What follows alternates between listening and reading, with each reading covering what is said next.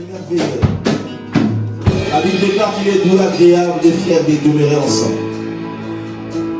Et c'est vraiment agréable cet après-midi de demeurer dans sa présence. Est-ce que quelqu'un est dans la joie? Je bénis Dieu pour les témoignages, parce que les témoignages fortifient, les témoignages encouragent. Et encore pour le témoignage de mon frère, dormir, se réveiller, bien aimé, n'est pas une habitude. Tu dors, tu fais une prière, tu ne sais pas si tu vas te réveiller. Tu ne sais pas, parce que quand tu te réveilles, si tu te renseignes bien, sur les 7 milliards d'habitants, certainement, il y a quelques centaines de personnes qui ne se sont pas réveillées comme toi. Ils ont eu des projets, certainement aussi d'aller à l'église comme toi ce matin. Se réveiller, prendre son enfant dans ses mains, aller à l'église. C'est le rêve de tous ceux-là qui ont reçu Jésus.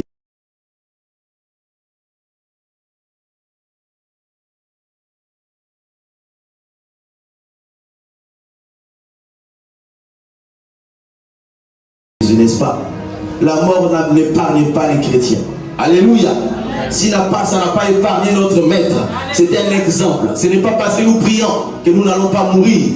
L'homme a ses projets, Dieu aussi a ses projets, parce que la mort pour Dieu ne représente rien. Alléluia. Amen. Il peut te sauver en passant par là, la mort physique. Alléluia. Donc c'est une grâce pour nous d'être vivants. C'est un témoignage. Et je bénis Dieu aussi pour le témoignage de la servante de Dieu. Et malheureusement, c'est ma première nouvelle. Et je suis content. Très content. Normalement, c'est des informations qui doivent se passer ici, aux annonces. Ce n'est pas individuel, ce n'est pas ton problème. La Bible dit que le mariage soit honoré de tous. Et nous sommes une famille. Et ça doit passer ici comme toute autre information, afin que l'Église comprenne aussi que nous sommes une seule personne. Alléluia. Et que Dieu te bénisse. Parce que le mariage, c'est une bonne chose. Le mariage, c'est une bonne chose. Alléluia.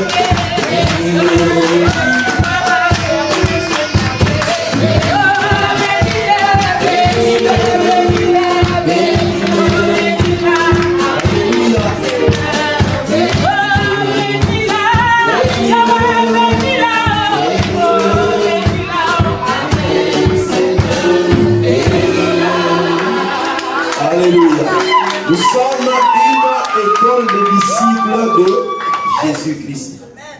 Amen. Une école de disciples de Jésus-Christ. Et nous sommes ici pour apprendre. Comme dit la Bible, que nous ne connaissons qu'en partie. Si quelqu'un te dit qu'il connaît Dieu dans sa totalité, c'est un menteur. Alléluia. Amen. Le corps est disposé tel qu'il est disposé. Il y a déjà l'imperfection dans chaque membre. Si vous remarquez, la main droite ne peut jamais avoir les mêmes performances que la main. Le pied gauche ne peut jamais avoir les mêmes perfections que le pied droit. C'est comme ça. Et quand Paul nous explique, l'Église est un corps. Et il prend l'exemple du corps de l'homme. C'est pour nous expliquer toutes ces choses. Il y a de l'imperfection dans l'homme. L'intelligence que tu as, c'est pour le bien de ton frère. La sainteté que tu as, c'est pour le bien de ta sœur. Et nous venons pour se compléter afin que quand nous voyons quelque chose de bien, nous nous accrochions à cette chose afin que nous aussi nous bénéficions de cette chose. Et quand quelque chose de mal arrive, et nous nous accrochons pour communiquer le bien qui est en nous afin d'avoir un corps juste. Alléluia. C'est ça. Donc nous sommes une école de disciples. Et comme vous voyez le texte dans Marc 16, allez partout dans le monde prêcher la bonne nouvelle. Le but de la prédication, de l'enseignement, de l'exhortation, c'est amener les gens à la connaissance de Jésus seulement. Comme il dit, sa volonté est que tout le monde parvienne à la connaissance de Christ et qu'il soit sauvé. Il n'y a pas deux chemins pour le salut, sinon que d'abord avoir la connaissance. Parce que le salut, c'est un canevas, c'est un chemin. Et si tu ne connais pas, comme on dit toujours, mon pasteur me disait, la Bible c'est une grande forêt. Et si tu n'as pas quelqu'un pour t'introduire dedans, tu vas te perdre. Tu ne comprendras jamais la Bible avec ton intelligence, avec toutes tes facultés intellectuelles. Il faut qu'il y ait quelqu'un. C'est pourquoi nous voyons dans la Bible, il y a toujours, quand vous voyez quelqu'un comme Paul, il était au pied de Gamaliel. Quand nous voyons les apôtres, ils étaient au pied de Jésus. C'était pour apprendre, alléluia, comme des étudiants. Parce que nous l'avons déjà défini. Les disciples, dans la traduction grecque, c'est étudiant, c'est aussi élève. Alléluia. Amen.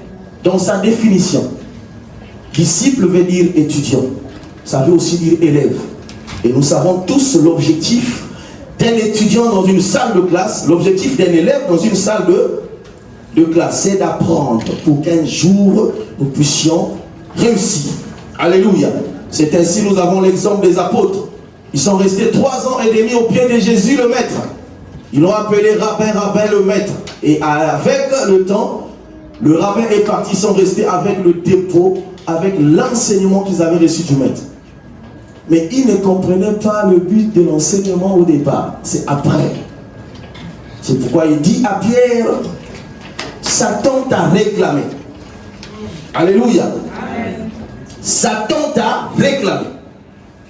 Mais moi, j'ai prié pour toi.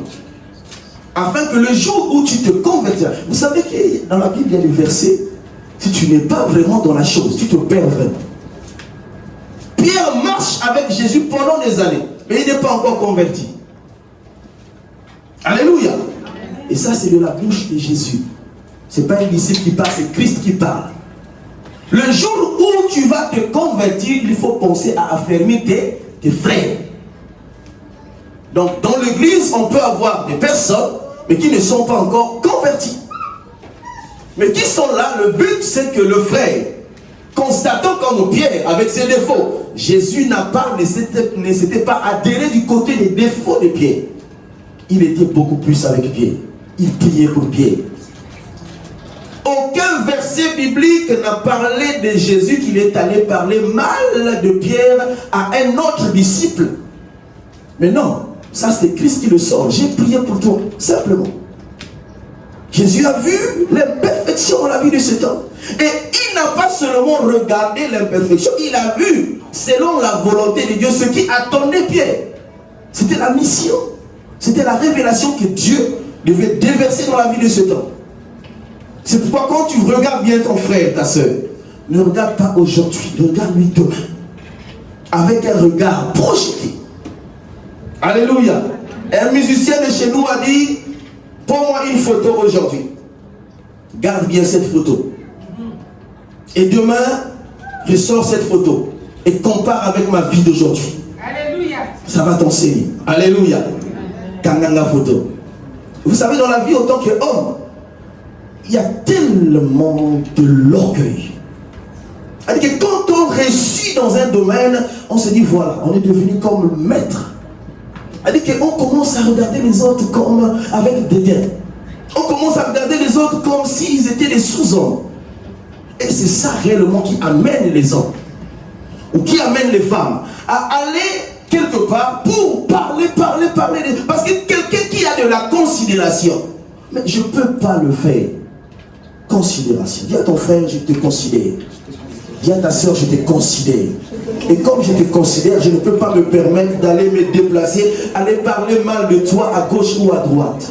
Si j'ai un problème avec toi, avec la considération, je viendrai vers toi, en face de toi, comme Jésus a fait pour Pierre. Il a parlé à Pierre, Satan t'a réclamé. Et moi, j'ai prié pour toi. C'est ça l'amour de Dieu. Et ça, c'est... Nous avons grandi avec nos familles. On avait un frère comme ça, paix à son âme. Lui, quand tu partais, lui dire quelque chose, il te regarde, mais sache, il va chercher les grandes réunions de la famille. Et quand vous allez tous vous réunir, il va sortir tout ce que tu lui avais dit. Alléluia. Et on appelait en lingala moulagapembe, ça veut dire qu'une bouteille blanche, bon, c'est une bouteille transparente en quelque sorte. Ça veut dire qu'il n'avait pas de secret. Et il était comme ça toute sa vie. Alléluia. évitez, mes frères, je veux vous répéter ça 1001 fois. Si nous nous attendons à la puissance de Dieu, référons-nous au livre des Actes des Apôtres, chapitre 2. Dieu ne descend pas pour agir là où il y a des divisions. Dieu n'agit pas là où il y a des calomnies.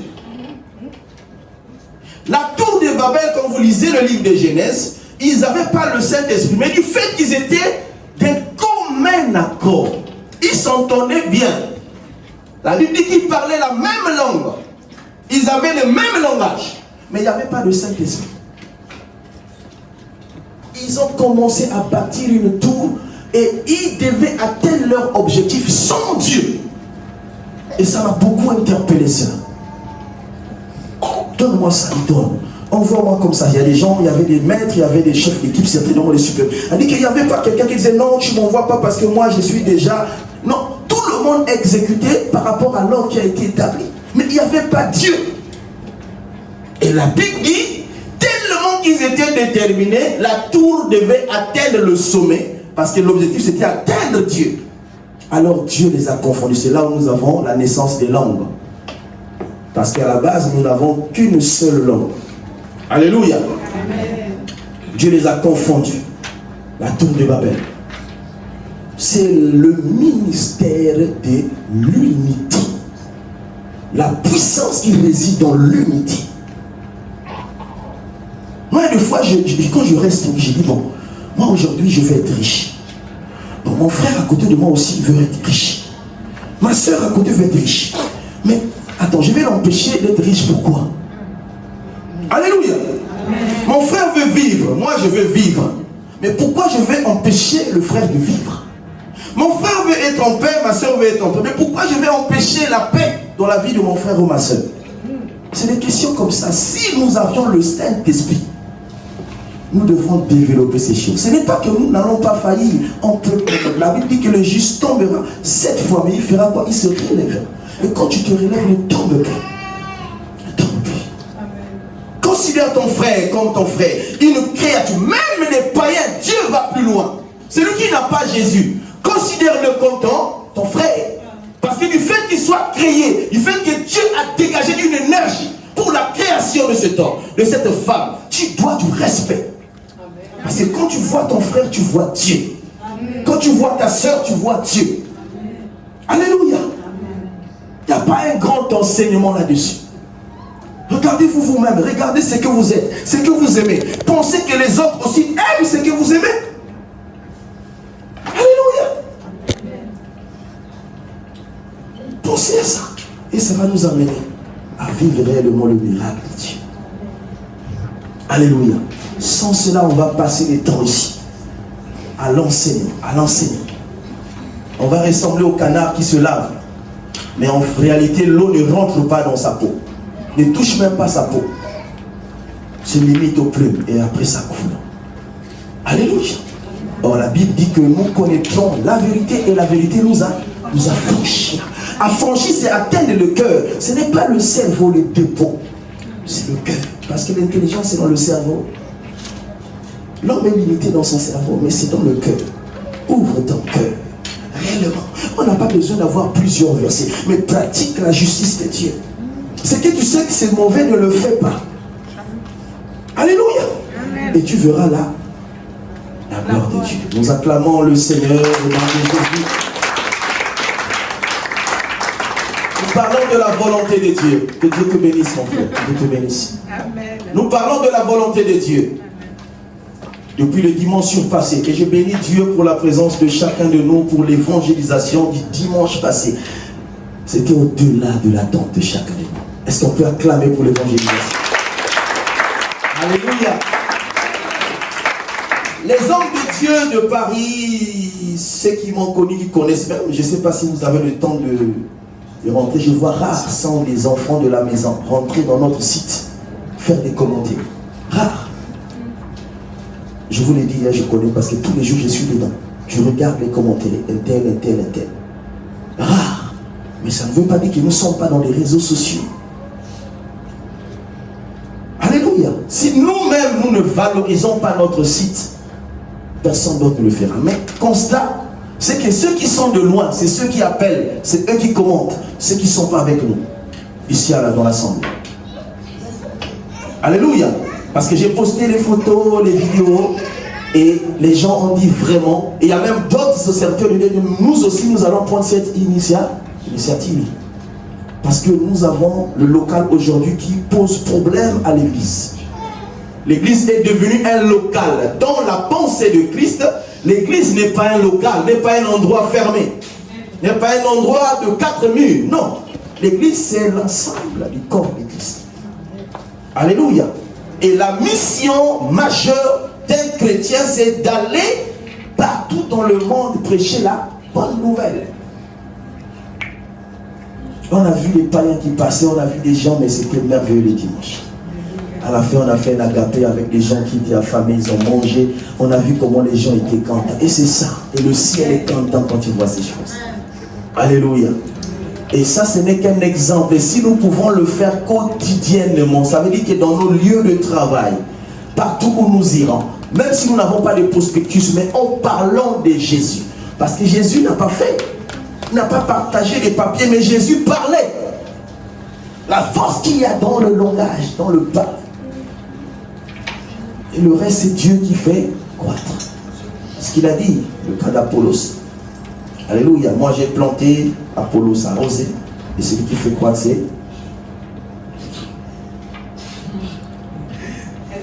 c'est Dieu qui fait croître. Alléluia. Donc, nous, notre travail, c'est seulement jeter la semence. Et le reste, c'est Dieu. Parce que Dieu, dans sa volonté, il sait ceux qui vont se convertir. Il sait même ceux qui ne vont jamais se convertir. Tu peux fournir des efforts, évangéliser. Parce que nous avons vu au début, quand nous avions commencé notre évangélisation, on a dit l'objectif, c'est gagner une seule âme. C'est ça qui nous a motivés dans ce qu'on a fait. L'objectif, c'est gagner une seule âme. Alléluia. Une seule personne. Qu'il parte, même si ça peut demeurer 1 an. Moi, j'avais la sémence de Dieu, je ne sais pas combien d'années, je ne sais plus. Mais je suis resté avec cette sémence un jour qui m'a poussé d'aller à l'église. Alléluia. C'est lui qui fait croître. On parle de la volonté de Dieu. Donc, voilà notre mission. Nous sommes une école de disciples de Jésus-Christ sous le mont Hermon. Et notre texte de base, c'est Marc 16, de 15 à 18. Et les psaumes 133. Il est agréable tous les deux, mais des frères, de demeurer ensemble. C'est comme ce que nous avons dit. L'exemple de Babel. Ils étaient ensemble, mais sans Dieu. Mais cette fois-ci, quand nous arrivons aux actes des apôtres, ils étaient ensemble, mais avec Dieu. Parce que la tour de Babel, c'est l'ombre de la chambre haute avec les disciples qui ont reçu le Saint-Esprit. Quand vous lisez bien la Bible, vous allez comprendre que c'était l'ombre des choses à venir. De même qu'ils étaient là, l'objectif était d'atteindre Dieu, de toucher Dieu. Alléluia. Mais le moment n'était pas encore venu.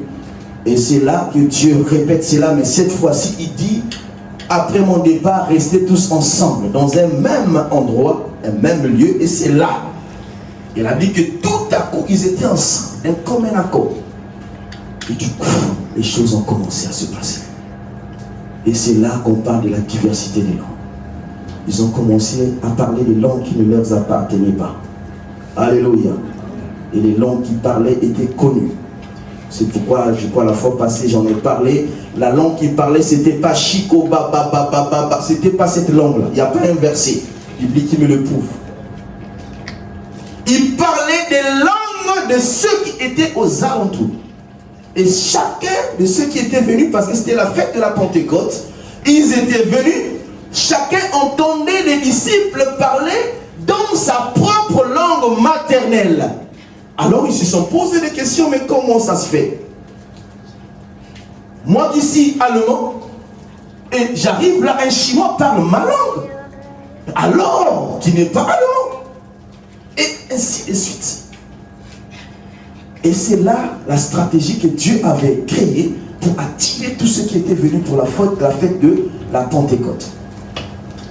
Et c'est Pierre qui sort sa dernière cartouche pour rattraper ce qu'il avait commis. Alléluia, parce qu'il avait renié Jésus. Il a une force qui l'envahit et il commence à évangéliser, à parler de Jésus en commençant depuis l'ancienne alliance. jusqu'à la Nouvelle Alliance pour expliquer aux Juifs ce qu'ils ont fait de Jésus. Et la mouvance et les langues que vous entendez, c'est la manifestation de la promesse de Dieu. Et la Bible dit que ce jour-là, il y a eu 3000 personnes environ qui se sont convertis par un seul discours. Alléluia. Par un seul discours. Nous parlons de la volonté de Dieu. Et qui a compris ce message, la volonté de Dieu? Que Dieu vous bénisse. On va récapituler un peu. Donc, on a parlé de la volonté de Dieu le dimanche passé. Et dans ce qui a été dit, nous nous sommes posé une question. Parce que moi, c'est comme ça que je développe ma pensée quand je lis la Bible. Quand je médite. Parce qu'il y a la lecture, il y a la méditation. Que Dieu te bénisse, frère. Merci pour la réalisation de ta promesse. Monsieur le ministre. Alléluia. On s'est posé la question, à savoir, mais si la Bible parle de la volonté de Dieu, c'est une précision quand même. Mais nous, autant qu'hommes dotés de toutes les facultés, nous pouvons aussi nous poser des questions. Mais pourquoi Dieu parle de sa volonté? Alors, nous avons résolu que si Dieu parle de la volonté de Dieu, sa propre volonté, c'est que quelque part, il y a d'autres volontés. Alléluia. C'est ça la méditation de la parole de Dieu. Le pourquoi de chaque chose dans la Bible. Parce que la Bible n'est pas un roman où on lit, au commencement était la parole était avec Dieu, on s'arrête là. Non. Il faut chercher à comprendre pourquoi. Le commencement c'est quoi? La parole c'est quoi? Et c'est ainsi qu'on grandit dans le rêve, la révélation. Donc on s'est posé la question et voilà, on a trouvé une réponse. Mais la réponse n'était pas suffisante. Si quelqu'un parle de sa volonté, c'est qu'en dehors de sa volonté, il y a d'autres volontés. Et par là, nous avons structuré la volonté de l'homme, qui est aussi la volonté de sa chair. Nous avons structuré la volonté de Satan. Et nous avons pris l'exemple de Joseph. Et par là, je crois que nous avons donné pas mal d'exemples. Joseph était un homme, la Bible décrit comme étant de la généalogie de qui? J'avais dit, vous avez compris le message, n'est-ce pas? Joseph était de la généalogie de qui? Il venait de qui? Selon la promesse, la prophétie de la naissance de Christ. De David, que Dieu te bénisse. Que nous pouvons acclamer pour le Seigneur. Alléluia. Et Marie, sa fiancée, était de quelle généalogie? Elle était de la généalogie de Lévi. Que Dieu te bénisse. Répondez aux questions, c'est bien. Alléluia. Même si c'est faux, ici, nous ne sommes pas en prison. On va corriger. Et même cette fausseté-là va aider quelqu'un. Alléluia. Donc, Joseph était de la lignée de David, parce que dans la prophétie, il fallait qu'une seule personne assure les deux fonctions. Donc, la fonction du sacerdoce royal et la fonction du sacerdoce lévitique.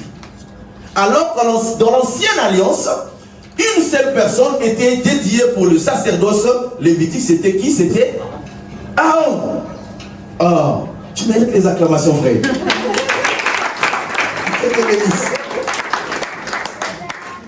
C'est Aaron qui était nommé le frère aîné de Moïse. C'est lui qui était nommé responsable du sacerdoce lévitique. Lévi, c'est le nom de la tribu, de l'aîné. C'est-à-dire que c'était le fils de Jacob, ou le fils d'Israël. Alléluia. Et Ephraïm et Manassé, c'est la double portion que Joseph a reçue. Dans l'esclavage, ayant une femme étrangère, ce qui était interdit selon la loi, a dit que Ephraïm et Manassé n'avaient pas droit à l'héritage. C'est ainsi que Jacob, avant sa mort, va greffer ses deux enfants dans l'héritage. Parce qu'il mourait, on allait marginaliser, négliger ses enfants. Et c'est là que vous voyez la prière de Jacob avec le signe de la croix. Il prend le plus petit à sa gauche, il pose la main droite, et le plus grand, il pose la main gauche. Et il le savait. Amen. Donc c'était Aaron et ses 4 fils. Et dans le sacerdoce royal, c'était David. Donc tout ce qui venait de David, papa. Donc tes enfants, c'est comme aujourd'hui nous voyons des dynasties dans les gouvernements africains. Donc quelqu'un, son père président, son fils président, après donc ça devient comme une dynastie. C'était comme ça à l'époque. C'est-à-dire que le sacerdoce, ça pouvait qu'être les enfants. Tu pouvais être Lévi. Tu pouvais être de Lévi, mais pas. Si tu n'es pas de la descendance de Aaron, tu n'es pas dans le sacerdoce. Impossible. Impossible. Il fallait seulement, non seulement être Lévi, parce que Aaron était de Lévi, mais il fallait être de la descendance, de la généalogie de Aaron. Alléluia. David aussi pareil. A dit que tu pouvais être de la tribu. David était de quelle tribu? Hey. Hésitez, frère. David était de la tribu de Juda, on acclame pour le frère. Et Dieu vous bénisse. David était de la tribu de Juda. Et la promesse, selon Genèse 49, 10. Le bâton de la souveraineté ne s'éloignera jamais de ta maison jusqu'à ce que vienne le chibre, afin d'accomplir tout ce que Dieu avait arrêté pour ce peuple. Donc la royauté, quelqu'un ne pouvait pas sortir d'une autre tribu et dire je suis aujourd'hui roi en Israël. Non, c'était connu de tout le monde. Donc David, l'enfant de David et Salomon, les enfants de Salomon, Rehoboam, Jéroboam, et tous ceux qui sont venus de Salomon. Et c'est après où il y avait un problème, où il y avait un petit mélange. Après, les gens ne savaient plus réellement qui était ceci, qui. Et c'est là où nous voyons comment le bâton d'Aaron avait fleuri dans le coffre ou dans l'arche de l'alliance. C'était le signe où on ne savait plus qui est qui. Vous venez dans une nation, vous êtes né là-bas, vous grandissez, maintenant vous avez la nationalité française, on ne sait plus vos origines parce que vous avez la même couleur, vous avez tout. Et maintenant, on n'arrivait plus à discerner qui est qui. Ah non, les gens commençaient à revendiquer, nous aussi nous sommes deux. Non, non, non, il faut consulter Dieu. Alors on va mettre un bâton qui n'a pas de fleurs, qui est déjà séché. On va prier Dieu de 12 tribus d'Israël. Le bâton qui va fleurir, c'est ce bâton-là à qui Dieu a choisi pour le sacerdoce lévitique. C'est pourquoi vous voyez le bâton d'Aaron qui a fleuri. Mais c'est la magie. Spirituellement, c'est la magie. Parce que quand on définit la magie, c'est ça. C'est pas scandaleux de le dire. Alléluia. Donc le fleur ont poussé. Mais qu'est-ce qu'il y a? Qu'est-ce qui se passe? Il dit, mais oui, c'est la réponse de Dieu. Donc respectez cette tribu. C'est la tribu que Dieu a choisie. Alléluia. Et c'est là qu'on nous tombons dans la dîme. Il y a des choses à expliquer là-dedans. Pour la dîme. Parce que cette tribu n'avait pas de terre. Cette tribu n'avait pas de travail. N'avait pas de revenus. N'avait pas de ressources. Sinon que travailler dans la maison de Dieu. Et il fallait aller leur venir en aide, leur donner afin qu'ils puissent vivre. Parce que les 11 tribus avaient des terres, avaient des revenus. Et vous travaillez à mener aussi aux autres afin qu'ils vivent. Alléluia. Amen. Donc nous avons vu que Joseph était un homme de bien, mais quelque part il a failli. Quand nous lisons ce passage dans Matthieu 1, nous comprenons que la Bible présente cet homme comme étant un homme juste, bien. Quelqu'un qui réfléchit, quelqu'un qui est posé.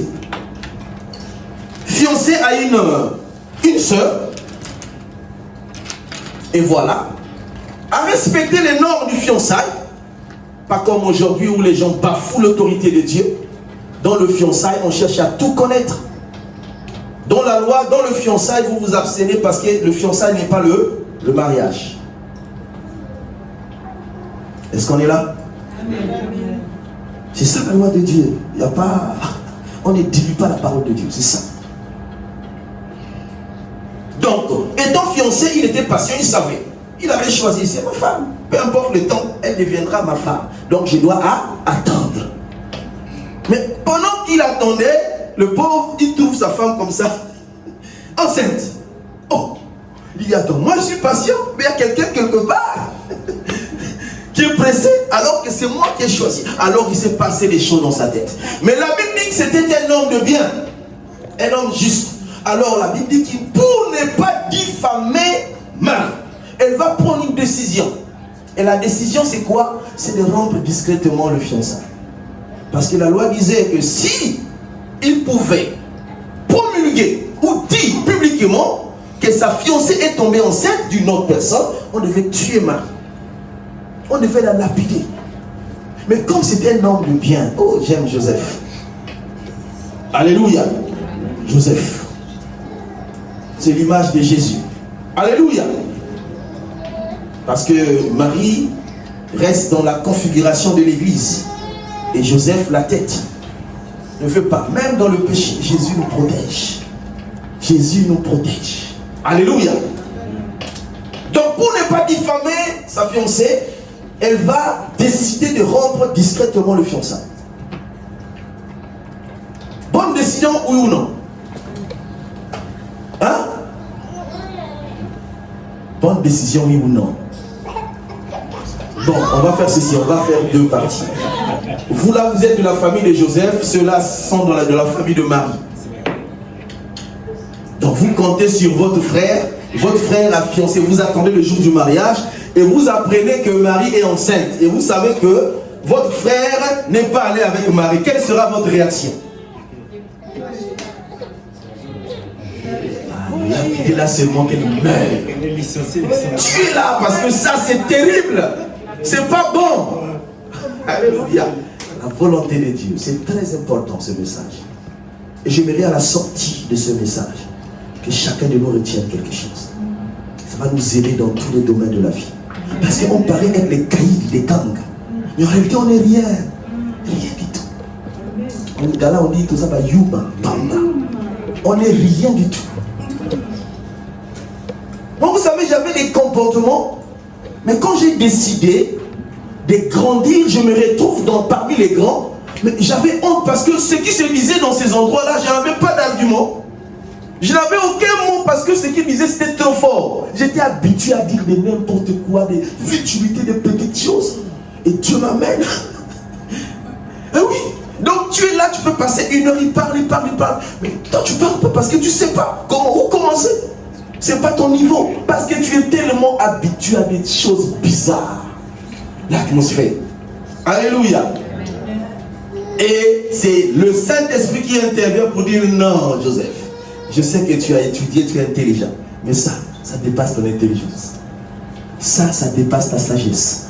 Ça dépasse ton entendement. Ce n'est pas toi, ce n'est pas Marie qui a péché, mais c'est moi. Rappelle-toi de la prophétie.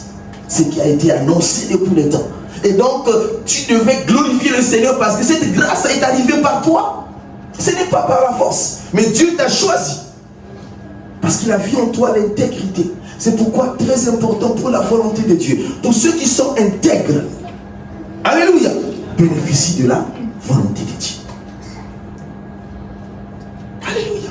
Toutes choses concourent au bien de ceux qui aiment Dieu. Lisez bien la Bible.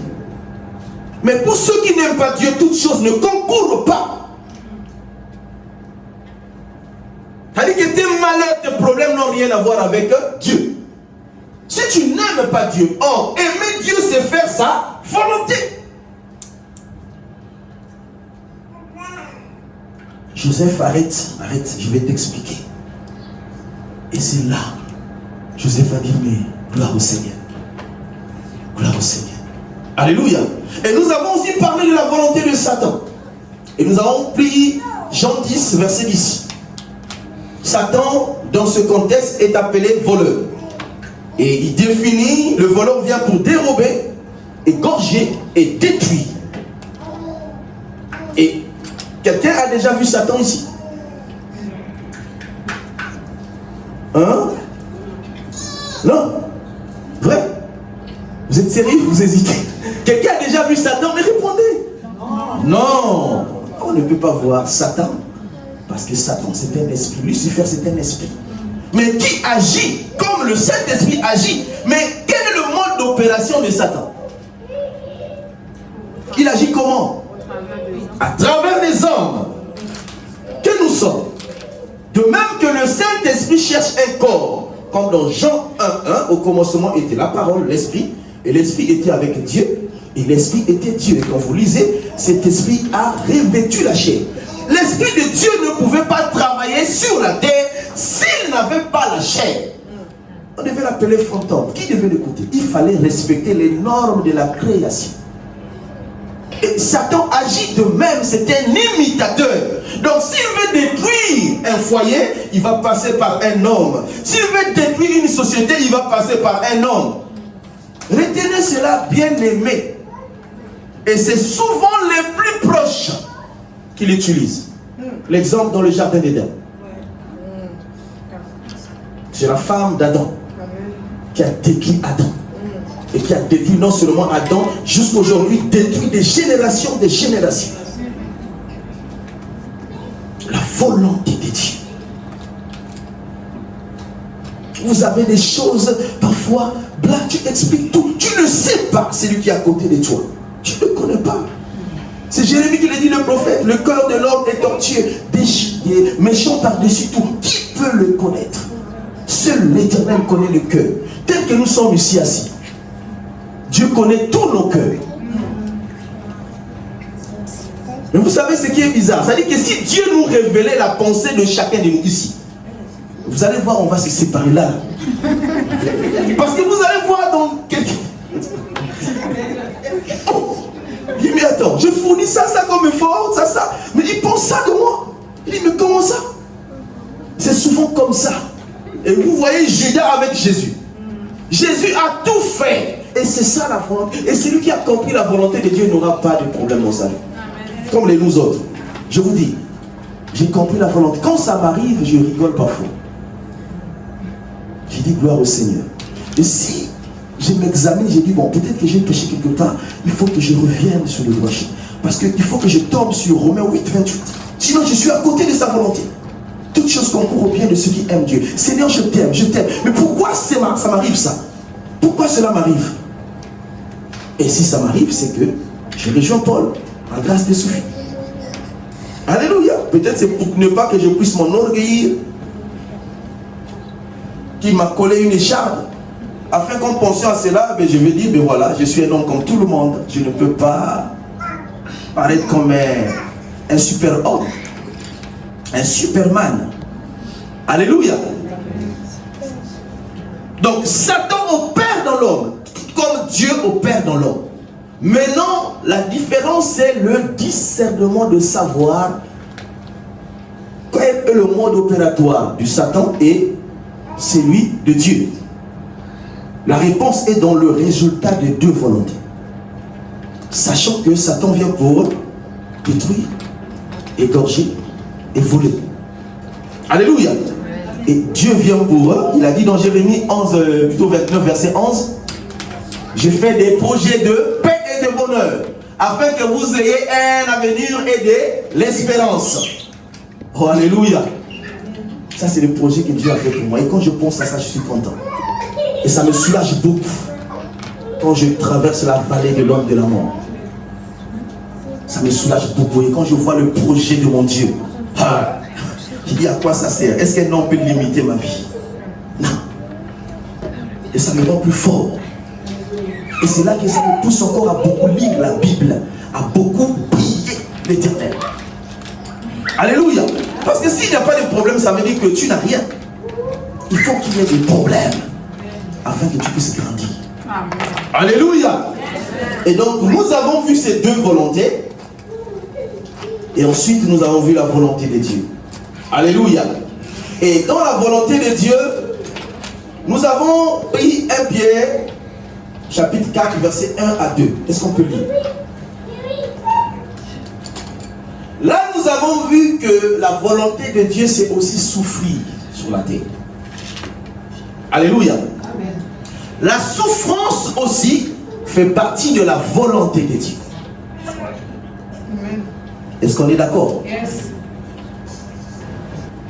Ainsi donc, Christ ayant souffert dans la chair, vous aussi armez-vous de la même pensée.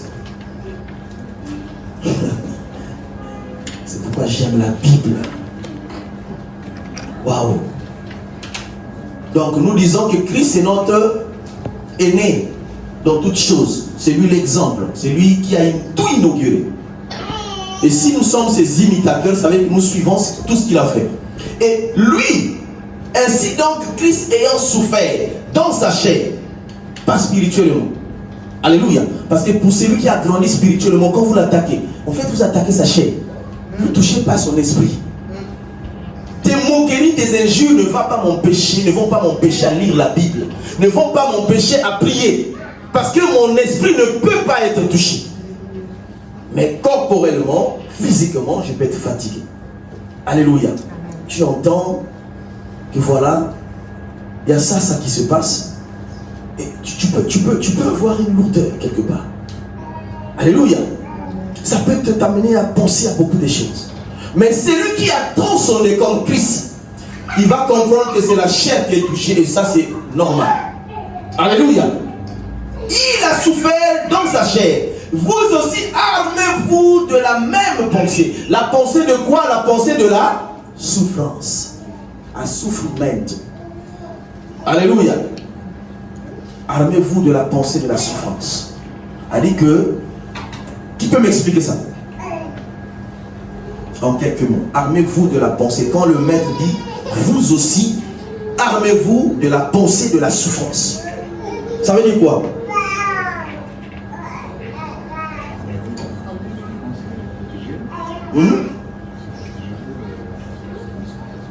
Protégez-vous, oui. Soyez préparés, oui. Soyez préparés, oui. Donc, réunissez tous les efforts possibles parce que tôt ou tard, la souffrance arrivera. C'est comme ça, on peut utiliser tout ce que nous voulons. C'est ça la Bible. Ne restez pas trop dans il est dit et il est écrit, non. Vous aussi, vous avez la faculté d'expliquer. D'utiliser vos propres mots pour la compréhension. Pour vous que vous restez dans le contexte de celui qui a écrit. Parce que cette Bible, ce n'est pas toi qui l'as écrit. Donc, préparez-vous parce qu'un jour, la souffrance arrivera dans ta vie. Prépare-toi. Parce qu'une armée, nous connaissons ce que c'est qu'une armée. C'est un groupement de personnes qui sont préparées pour le combat, pour la guerre. Et pour aller à la guerre aujourd'hui, je suis en train de regarder le Niger avec tout ce qui l'entoure, ils veulent l'attaquer, mais ils se préparent aujourd'hui. Et c'est là qu'on parle de l'armée. Parce qu'on sait qu'il y a des choses qui vont arriver. Et si nous ne sommes pas préparés, c'est fini. Le règne va passer, on ne parlera plus de nous. Et nos enfants vont souffrir. Et c'est ce qui se passe en Libye. Alléluia. Kadhafi ne s'est pas préparé. Il a beaucoup parlé, mais il ne s'est pas préparé. Et les dégâts, c'est jusqu'aujourd'hui. Et je vois au Niger, les gens disent que si nous laissons cette chose, c'est-à-dire que si on attaque ce pays, ça veut dire que nous allons vivre pire que ce que la Libye a vécu. Et c'est là la source de Daesh, de tout ce qu'ils fabriquent comme djihadistes, je ne sais pas quoi qu'ils appellent. Parce que quand le pays est en désordre, ils en profitent pour leur bénéfice. Donc, armez-vous, c'est se préparer en conséquent, par conséquent, pour éviter, pour empêcher. Ça veut dire que quand le danger arrive, c'est pourquoi vous voyez Jésus à Gethsemane, il pleure. Parce qu'il regarde les dangers, il regarde la souffrance. Père, si cela est possible, éloigne cette coupe de moi. Ça c'est quoi qui a parlé? C'est la chair qui a parlé. Alléluia. C'est la chair qui a parlé. Ce n'est pas l'esprit. Parce que l'esprit n'a pas de douleur. L'esprit n'a pas de souffrance. L'esprit ne meurt pas. L'esprit n'a pas d'habit. L'esprit n'a pas d'insomnie parce qu'il ne dort pas. Que tu parles ou non, l'esprit reste éveillé. C'est le corps qui dort, qui se repose. Alléluia. Donc se préparer quand cela arrivera, afin que tu saches que ce qui avait déjà été dit, c'est ça qui t'est arrivé.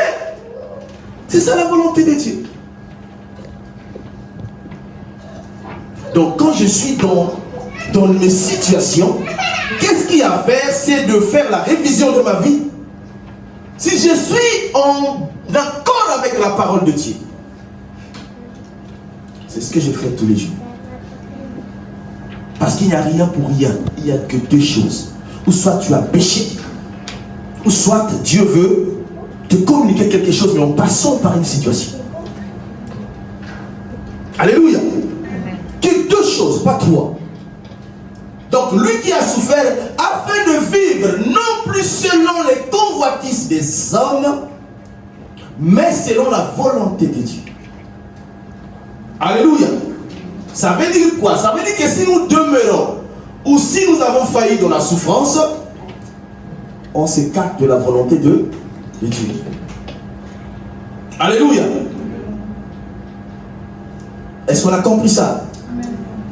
C'est-à-dire que quand les problèmes arrivent, c'est le moment le plus important pour un homme qui atteint la maturité. Ce n'est pas quand tu es dans la joie en pleine fête, tu rigoles avec tes frères, tu rigoles avec tes soeurs. Ce n'est pas à ce moment-là que Dieu peut t'enseigner. C'est quand le problème arrive. Maintenant, il te regarde. Comme dans la situation de Marie et Marthe. Ils étaient là, Jésus mange, ils étaient là, ils chantaient. Nous avons Jésus, on reçoit Jésus tous les jours dans notre maison. Je suis chrétien, je prie dans telle église, je suis ceci. Maintenant, le problème est arrivé. Votre frère, l'unique que vous avez, est décédé. Il tombe malade. Et celui pour qui vous comptez n'est pas venu. Alléluia. Il ne vient pas. Jésus n'est pas venu. Il était tout au nord là-bas. Je crois qu'on avait projeté la carte. Il était tout au nord. Et son parcours devait faire 2 jours. Et la Bible dit qu'il est resté 2 jours. Son ami était malade. Il a dit, ok, j'ai l'information. C'est pas grave. Mais il savait ce qui allait arriver. Alléluia. Que Dieu te bénisse pour la femme tsunamite. Tu peux avoir une information, ok. Ok. C'est vrai, ça fait mal, c'est douloureux. Ça choque. Mais à un moment donné, non, il faut que tu te réveilles. Qu'est-ce qui se passe réellement? Est-ce que c'est moi qui suis sur le mauvais chemin? Est-ce que c'est Dieu qui veut me parler? Mais si Dieu veut te parler et que tu n'es pas attentif, tu fous la grâce de Dieu au pied. C'est-à-dire que toute ta vie, tu ne vas rien apprendre de Dieu. Parce que les problèmes, nous les aurons, même si on règle celui-là. Un autre viendra après. Alléluia. Amen. Comprendre, discerner la volonté de Dieu dans la souffrance. Dans la souffrance. Alléluia. Dans la souffrance. Et nous avons l'exemple de Paul, qui est un apôtre de Dieu que nous aimons beaucoup. N'est-ce pas? Nous l'aimons beaucoup, Paul, l'apôtre Paul. Et quand vous lisez les livres de 2 Corinthiens chapitre 11, tous ces chapitres parlent de la douleur, de la souffrance de Paul. Et quand vous lisez le chapitre 12, c'est là où lui-même, ça lui dépasse, ça lui traverse la tête. Il dit, mais Seigneur, comment? Je te sers avec intégrité. Je sais que j'ai tout abandonné. J'ai persécuté l'église, j'ai arrêté. Je fais ceci. Je respecte ta loi. Mais qu'est-ce qu'il y a? Il est rentré dans sa chaudière. La Bible dit qu'il a prié combien de fois? Il a prié combien de fois? 3 fois j'ai prié. Il est rentré pour sa situation. Parce que quand vous lisez tout le chapitre de 2 Corinthiens chapitre 11, vous allez voir comment Paul énumère sa douleur, sa souffrance. 5 fois j'ai reçu le fouet des Juifs. 40 coups moins 1.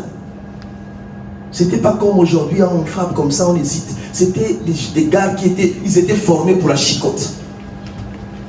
Et quand il t'attrapait, tu sentais vraiment c'était la chicotte. Et il dit 5 fois. C'était 39 coups. Il dit que pour une punition, il fallait te frapper 39 fois.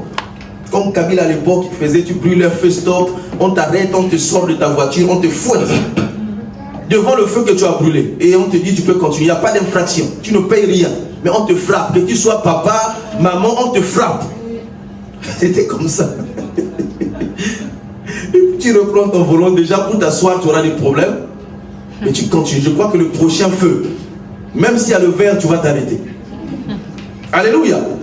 Donc Paul est en train d'expliquer sa souffrance. Il dit, mais comment on m'a frappé comme un serpent, je suis tombé évanoui, j'étais presque mort à la porte de la vie. Heureusement qu'il y avait des frères qui sont venus rattraper un peu l'atmosphère du Seigneur. Ils ont prié, Pierre s'est réveillé. Et plutôt Paul s'est réveillé. On m'a fait descendre comme un poisson dans une corbeille comme ça. Pour me sauver. Parce qu'il y a des gens qui voulaient me tuer. Donc on l'a fait descendre comme ça. Et imaginez-vous si la corde devait se couper, c'est-à-dire qu'il allait tomber et mourir dans cette corbeille. Il explique tout ça. Mais il dit non, non, c'est pas normal parce que tant qu'homme de Dieu, je ne peux pas traverser ces moments. Et il a prié 3 fois et la réponse de Dieu était ma grâce te suffit. Ma grâce te suffit. Ma grâce te... Tu peux dire à ton frère, ma grâce te suffit. Ma grâce te... Si tu es dans l'intégrité avec Dieu, tout ce qui t'arrive, mon frère. Moi j'ai un pasteur, vous le verrez d'ici là, ici. Si vous le voyez, oh non, cet homme, que Dieu le bénisse. Il ne parle pas. Elle dit que vous pouvez vous agiter, parler, la situation peut paraître grave. Il est là, il vous observe. Il dit, papa, tu dis rien. Je dis, mais je n'ai rien à dire. Je vous regarde, je n'ai rien à dire. C'est après qu'il vous explique. Mais vous étiez chaud, vous êtes... Il vous explique après. Et quand il donne sa pensée, et vous sentez que ça, c'est Dieu qui parle. Alléluia. Il accomplit la volonté de Dieu. Elle dit que dans l'agitation, tu peux perdre. Tu peux être déséquilibré. Tu peux rater. Parce que moi, je me dis dans mes principes. Ça, c'est mes principes. Mon frère est une porte pour moi. Ma soeur est une porte pour moi. Le frère est une porte pour moi. Ça dit que j'ai la capacité aujourd'hui d'ouvrir cette porte. Moi seul, j'ai la capacité de fermer cette porte. Par rapport à mon attitude, mon comportement vis-à-vis de ce frère et sœur. Parce que je sais que Dieu, pour me bénir, va passer par un homme. Amen. Il ne va pas descendre pour me bénir. Amen. Dieu, pour me lever, va passer par un homme pour me lever. Alors, je ne sais pas c'est pourquoi le sage dit, dès le matin, jette ta semence et le soir, que ta main ne se fatigue pas de jeter la semence. Pourquoi? Parce que tu ne sais pas la semence qui va te donner du fruit. Amen. Alléluia. Dans l'église aujourd'hui, il y a plein de conflits, de problèmes. Mais quand tu fais la lecture selon la Bible, mais c'est des choses futiles, c'est des choses zéro, rien. Alors que tu te dis, mais quand est-ce que nous allons grandir? Quand est-ce que nous allons atteindre l'âge de la maturité? Parce que nous sommes appelés selon la vision de l'église, c'est de passer de l'enfance à la maturité, de la maturité à maître. L'étape de maître, c'est aussi être capable de donner l'enseignement. Comment peux-tu enseigner les hommes si toi-même tu n'es pas enseigné? Comment peux-tu édifier quelqu'un dans une épreuve si toi, tu n'arrives pas à traverser une petite épreuve? Comment peux-tu? Comment peux-tu discerner que ça c'est Dieu qui parle? Ou c'est Satan qui parle? Si toutefois on s'agite, toutefois on met des croix. Je connais quelqu'un, il dit carton rouge. Il dit je te parle plus jusqu'à ma mort. Et il te le dit comme ça. Il dit à partir d'aujourd'hui, carton rouge. Tu ne m'appelles plus, moi aussi je ne t'appelle plus. Et il est sérieux dans ce qu'il dit. Il dit que si Dieu allait me bénir partout en d'autres termes, ça dit que cette bénédiction s'arrête là.